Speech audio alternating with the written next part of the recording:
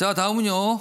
민주당 역시 뭐 내부 상황인데요. 이제 지방선거 관련 공천, 서울시장 후보를 뽑는 문제인데 이게 어떻게 되는 겁니까? 지금 이상한 방향으로 가는 것 같기도 합니다. 먼저 기사 하나 보겠습니다. 송영길, 이재명 복귀 반대파가 지금 선제 타격을 하는 거다. 그러니까 본인을 서울시장 후보 공천 배제 결정을 한 게 이런 의미를 갖고 있다고 해석을 했어요. 또 친명 반명 갈등인가? 친명 반명. 그 이재명 지금 상임고문이죠. 상임고문과 가까운 쪽과 안 가까운 쪽이 지금 싸우는 거다. 뭐 이렇게 또 보네요. 좀 더 보죠. 자, 여기 보면 공천 배제 후폭풍인데 지금 뭐 박지원 공동 비상대책위원장은 공관위 잘못이다. 그러면서 이렇게 좀 비판하고 있죠. 그리고 또 윤호중 공동위원장은 박영선 전 장관을 만나서 출마 권유다. 그리고 지금 반명 측은 경선 땐 친문 집단 발발할 거다. 그러니까 이게 이 공천 배제 이게 유지가 안 되고 또 경선으로 가야 되면 이건 또 문제다. 뭐 또 싸움이 난다 이런 거예요. 그럼요. 이와 관련해서 어제 민주당 내에서 나온 설명들이 있거든요. 들어보시죠. 어제 심사 결과가 언론에 유출된 것에 대해서는 대단히 유감스럽게 생각합니다. 그래서 오늘 비대위원회 회의가 있기 전에 윤리감찰단의 이 전략 공천심사위원회의 이 결정이 유출된 경위를 조사해서 징계할 것을 직권 명령했다는 말씀을 드립니다. 오늘 그것에 대해서는 의견들이 갈려서 결정하지 못했습니다.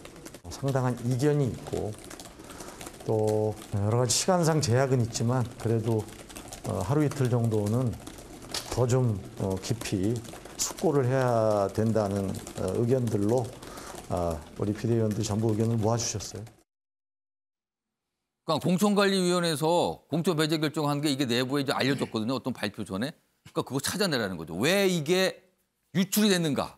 그리고 어제 이 문제를 갖고 이제 당 지도부가 뭔가 논의했는데 뭔가 결론이 안 났다. 뭐 이런 내용입니다. 지금 상황은요. 기사 하나 더 보겠습니다.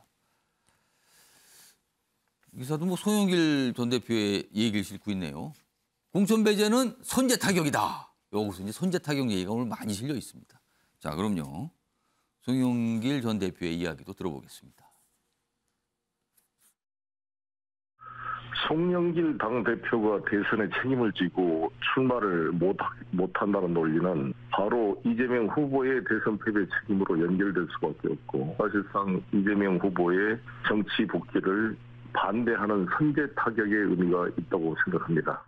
검찰공화국을 따라갑니까? 지금 유출 그거를 따진답니까? 정말 이 본말이 전도돼도 너무 전도된 얘기다. 유원혁 위원장. 자, 박지원 교수님, 이게 단순하게 서울시장 후보 정하는 문제로 넘어갔어요. 그 이상으로요, 지금요. 이재명 전 후보의 어떤 정치적인 복귀 등판 이거하고 맞물려서 지금 뭔가 당이 갈라지는 모습입니까? 이거 어떻게 해석해야 됩니까? 네, 지금 민주당이 굉장히 혼란스러운 상황이 연출되고 있습니다. 앞서 우리가 이제 검수완박 법안 처리 과정에서도 집안 단속이 잘 안 되는 거를 봐왔지 않습니까? 그런데 공천 문제 가면은 그것의 본질이 좀 더 보입니다.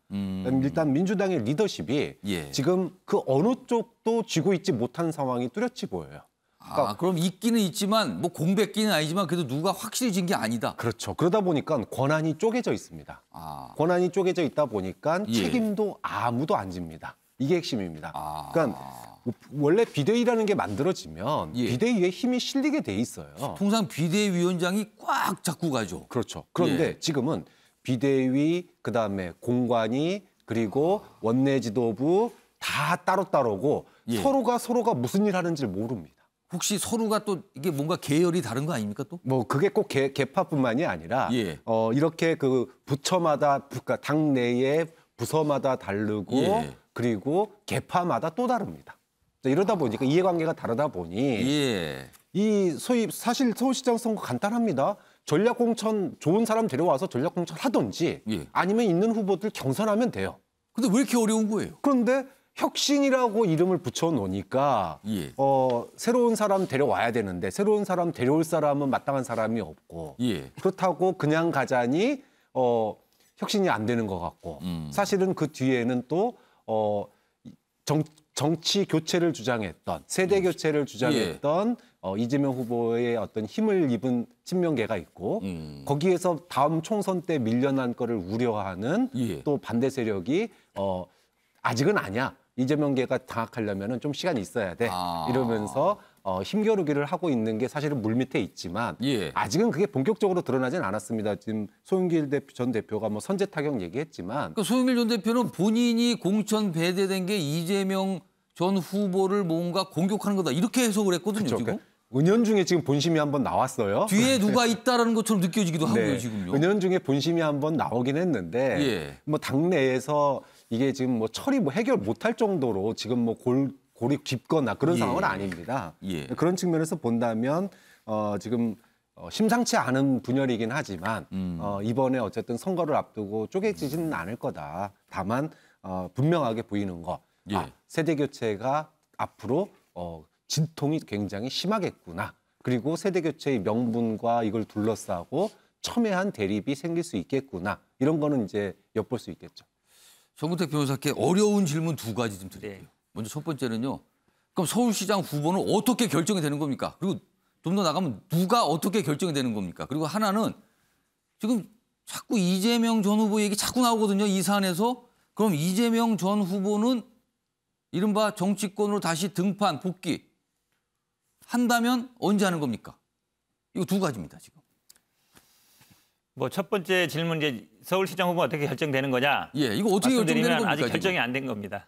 결정이 안 될 거다? 말씀하신 것처럼 전략공관위에서는 전략직으로 지정했지만 전략 최종적인 결정은 비대위에서 하는 거거든요. 근데 비대위에서 어제 결론을 못 내렸고 원래는 이제 금요일 날 하는데 오늘 아마 비대위 한다 그러면 전략 공천위에서 결정한 전략지구 서울을 전략지구로 한다는 거 한마디로 얘기하면 송영길 대표나 박주민 의원들을 컷오프 시킨다는 거를 확정 지을 거냐 말 거냐 그거 최종 권한은 비대위에 있는 거거든요. 근데 어떻게 될지 아직 모르는 거예요? 그렇죠. 비대위에서 결론을 못 내렸기 때문에.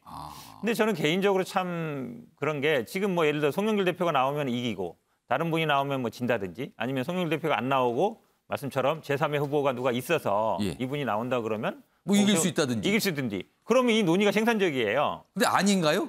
지금 여론조사 결과 보면 그렇지 않잖아요. 누가 나와도 지금 지는 결과로 나오기 때문에. 민주당 후보가 누가 되든 지금 굉장히 불리하다 이겁니까? 그렇죠. 10% 이상 지는 걸로 나오기 때문에. 그럼 왜 이렇게 다툼이 후보가 되는 게 무슨 의미가 있겠습니까? 저는 후보가 되는 것 의미 없다고 봐요. 왜냐하면 이겨야 되거든요. 선거라는 건 이겨야 되는 거고 서울의 상징성이 있지 않습니까? 지난 대선에도 졌고. 그러면 이 논의가 어떻게 하면 서울을 이길 수 있는지 아니면 이길 만한 후보를 어떻게 모셔올지 거기 가야 되는데 누구 특정인을 배제하고 넣고 이걸로 가는 게 저는 그러면은 안타깝다. 지금 정근택 변호사 설명대로면 실익이 없는 거잖아요. 실익이 없죠. 그 왜 싸웁니까 근데? 그러니까요. 저도 그 부분이 참 이해가 안 가는데 그러니까 명분 없는 어쨌든 다툼인 것 같이 보여서 안타깝고 두 번째 말씀이 이제 이재명 고문이 언제 복귀할 거냐. 대체적인 분들은 아마 이제 전당대회 이번 지방선거는 아닌 것 같고 이번 지방선거에 예를 들어서 뭐 보궐에 나온다든지 이거는 좀 이르다는. 뭐 보궐선거 나올 수도 있다 이런 얘기 나오잖아요. 이거는 좀 이른 것 같고요. 아마 전당대회는 저는 아마 가시권에 들어와 있다. 그럼 8월 말씀하시는 그렇죠. 건가요? 그렇긴 한데 이제 전당대회에 나가느냐 마느냐가 이제 아마 좀 이제 논란이 되어 있는 것 같습니다. 근데 아마 지금 그거를 논의할 때는 아닌 것 같고요. 지금은 이제 지방선거이기 때문에 지방선거에서 문제인데. 그러니까 보궐선거 출마는 아니지만 지방선거에서 유세를 도와준다든가 뭔가 역할을 하는 건 어떻습니까? 그거는 이제 가능성이 열려 있다고 보는데 예를 들어 지금처럼 이렇게 막 당내 분란이 되고 예를 들어서 뭐 이렇게 된다 그러면 특정 주자를 뭐 밀어주거나 말거나 이런 상황이 될 수도 있는 거잖아요. 그래서 저는 오히려 상황이 조금 어렵게 가고 있지 않나. 지방선거에서 뭘 도와주기는. 지금 만약 예를 들어서 이재명 후보 뭐 복귀 문제까지 연결시킨다 그러면 만약 예를 들어서 뭐 송영길 대표가 나갔을 때는 뭐 만약에 지원을 해주고 다른 분이 나갈 때 지원 안 해주면 이게 결국은 그런 문제였나? 이렇게 판단할 수 있는 오히려 또 내용이 더 심해질 있어요. 수도 있다는 거네요. 그렇죠. 그래서 좀 저는 오늘 비대위가 어쨌든 빨리 결론을 내리는 게 뭐 논란을 끝낼 수 있는 좋은 방법이라고 보고 있습니다. 실익이 없는데 왜 싸웁니까? 지금 이런 지적을 하셨어요, 지금. 그런가요? 그런데 뭐가 확실하다면, 이길 수 있다면 더 다툼이 치열하는 건 이해가 가는데 지금 그렇지 않은 상황인데 왜 싸우냐, 지금. 정근택 변호사는 모르겠다, 지금 그 말씀하셨어요, 지금. 상황은 이렇습니다.